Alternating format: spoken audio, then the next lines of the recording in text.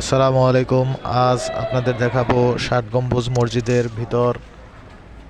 তো আমরা প্রধান ফটক দিয়ে ষাট গম্বুজের ভিতরে প্রবেশ করতেছি। আলহামদুলিল্লাহ, এই যে দেখেন ভাই, কত সুন্দর ষাট গম্বুজ মসজিদের ভিউ। বাংলাদেশের প্রাচীনতম স্থাপনার মধ্যে ষাট গম্বুজ মসজিদ একটি অন্যতম পুরাতন স্থাপনা।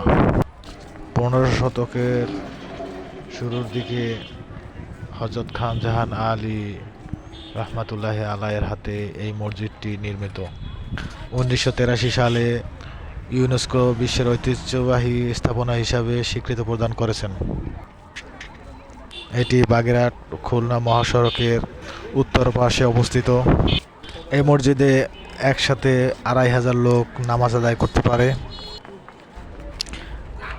ষাট গম্বুজ মসজিদের উত্তর ও দক্ষিণ পাশের দেওয়াল বাহির পাশে 160 ফুট লম্বা এবং ভিতর দিকে 143 ফুট লম্বা আছে, এবং পূর্ব ও পশ্চিম পাশে বাহিরে 104 ফুট লম্বা এবং ভিতর পাশে 88 ফুট লম্বা আছে।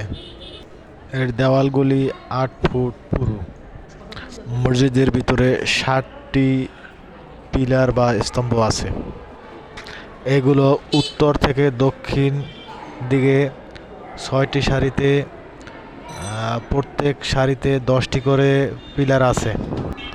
প্রত্যেকটি পিলার বা স্তম্ভ পাথরের তৈরি। শুধু 5টি পিলার বা স্তম্ভ বাহিরের দিকে ইট দিয়ে ঘেরাও করা। 60টি পিলারের উপরে মোট 88 গম্বুজ আছে। মূলত 60টি পিলারের উপরে 88 গম্বুজ থাকার কারণে এটির নামকরণ ষাট গম্বুজ হলেও হতে পারে। অতীতে এই মসজিদটি শুধু নামাজের জন্য ব্যবহার করা হতো না, এই মসজিদটি দরবার হল হিসাবে ব্যবহার করা হতো। আরও জানা যায় এটি মাদ্রাসা কিংবা মক্তব হিসাবে ব্যবহার করা হতো। এটি রাষ্ট্রীয় কাজে, বিভিন্ন গুরুত্বপূর্ণ কাজ এখানে ব্যবহার করা হতো। মসজিদের এক কোণে এক মুরব্বী কোরআন তেলাওয়াত করতেছেন।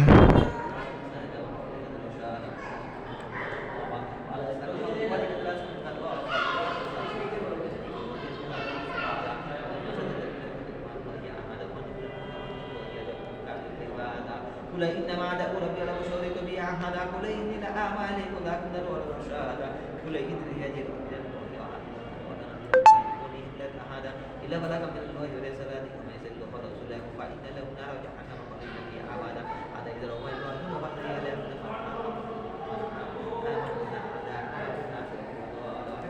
أعمالكم ما توعدون أما يزال له ربي أحدا علم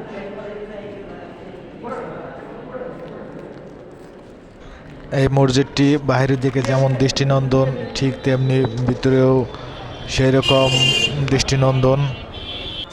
এখানে প্রতিদিন দূর দূরান্ত থেকে বিভিন্ন পর্যটক এসে থাকেন এই মসজিদে দেখানোর উদ্দেশ্যে।